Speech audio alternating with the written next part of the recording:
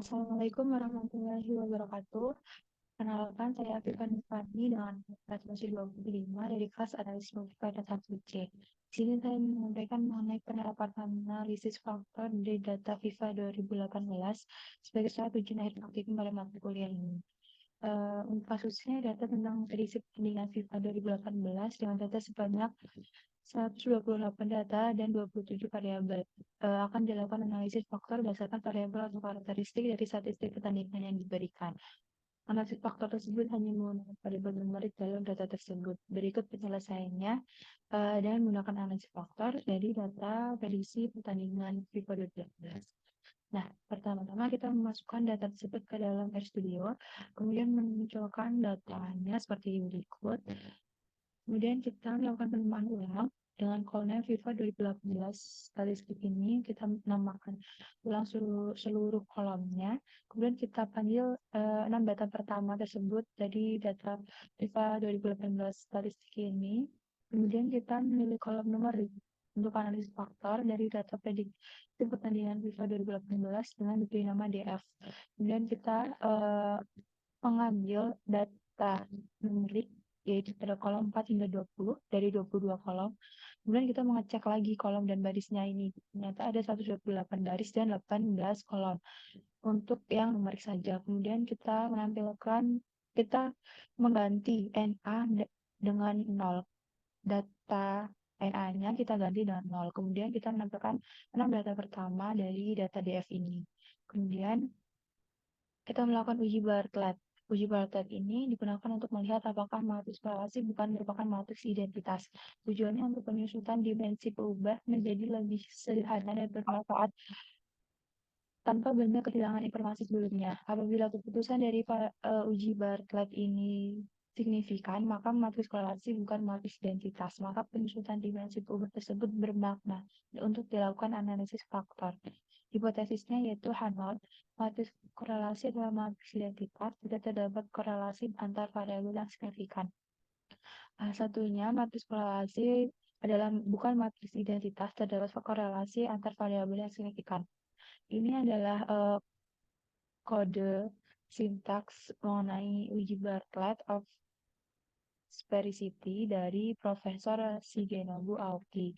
Kemudian Barthes dari DF-nya ini dapat disimpulkan berdasarkan Bartlett test of sphericity dengan t-square 1305,9, DF-nya 153, dan p-value-nya 0,000 kurang dari 0,05 menunjukkan bahwa matriks korelasi bukan merupakan matriks identitas, sehingga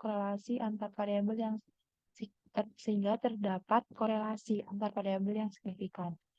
Kemudian kita uji Kaiser-Meyer-Olpin atau KMO dan MSA. KMO ini digunakan untuk mengukur kecukupan sampling. Nilainya untuk membandingkan besarnya koefisien korelasi terobservasi dengan koefisien korelasi parsial. Nah, untuk kriterianya KMO 0,9 sampai 1 ini data sangat baik untuk analisis faktor. KMO 0,8 sampai 0,9 data baik untuk analisis faktor. KMO 0,7 sampai 0,8 data cukup untuk analisis faktor. KMO 0,6 sampai 0,7 data kurang untuk analisis faktor. KMO 0,5 sampai 0,6 data buruk untuk analisis faktor, dan KMO kurang dari 0,5 data tidak dapat diterima untuk analisis faktor. Untuk MSA-nya adalah nilai untuk menilai kelayakan setiap variabel untuk dianalisis faktor atau mengukur interkorelasi antar variabel. MSA sama dengan 1, maka variabel dapat diprediksi tanpa kesalahan oleh variabel lain. MSA lebih besar sama dengan 0,5, variabel masih bisa diprediksi dan dianalisis lebih lanjut. Untuk MSA kurang dari 0,5 ini variabel dapat dieliminasi untuk tidak disertakan dalam analisis faktor. Kemudian kita uji KMO dan MSA dapat disimpulkan berdasarkan nilai KMO yang dihasilkan pada output tersebut sebesar 0,5594029, maka data buruk untuk analisis faktor.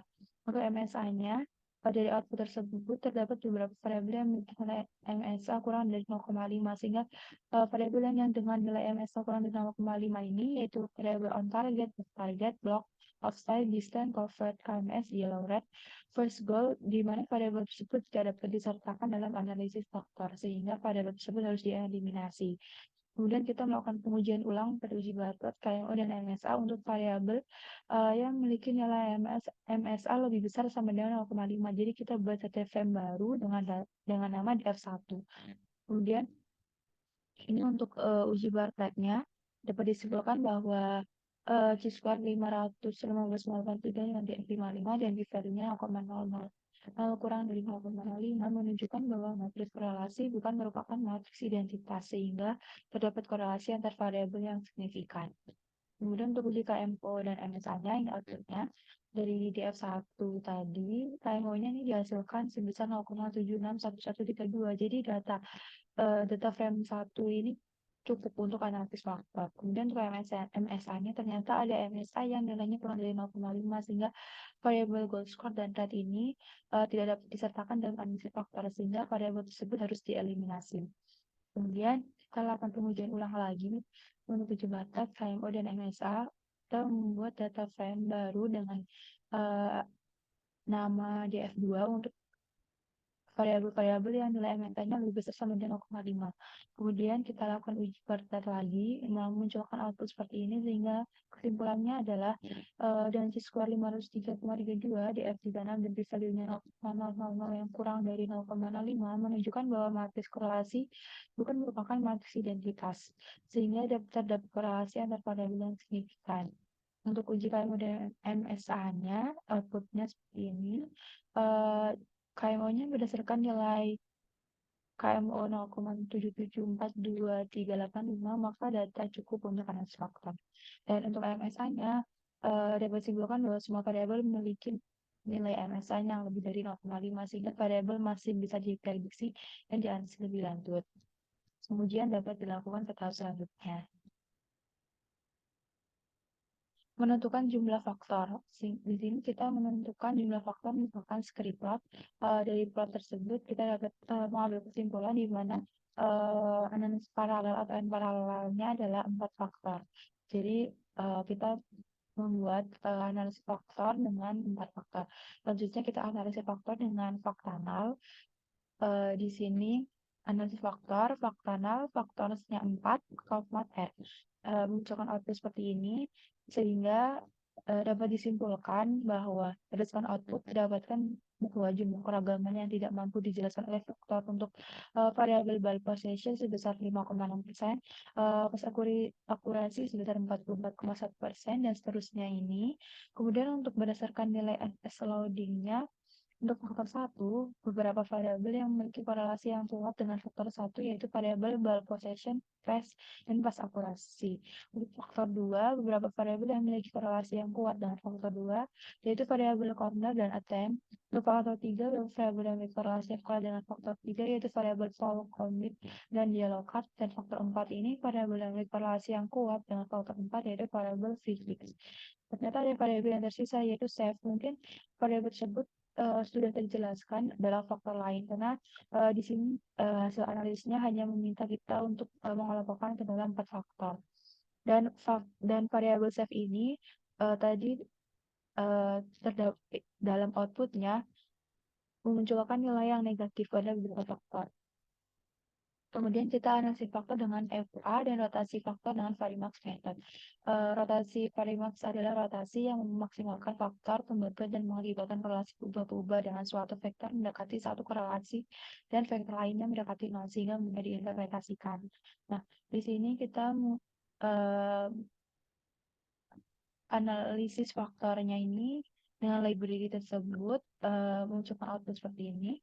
Jika dapat disimpulkan untuk interpretasinya, nilai loading pada variabel bulk possession sebesar 0,12 menunjukkan bahwa variabel tersebut besarnya korelasi variabel bulk possession dan faktor umum 1 sebesar min 0,12 dan seterusnya untuk seluruh variabel. Kemudian nilai loading dikuadratkan menunjukkan total varians variabel tertentu yang dapat dijelaskan oleh faktor. Sama halnya untuk interpretasi faktor kedua, ketiga, dan keempat.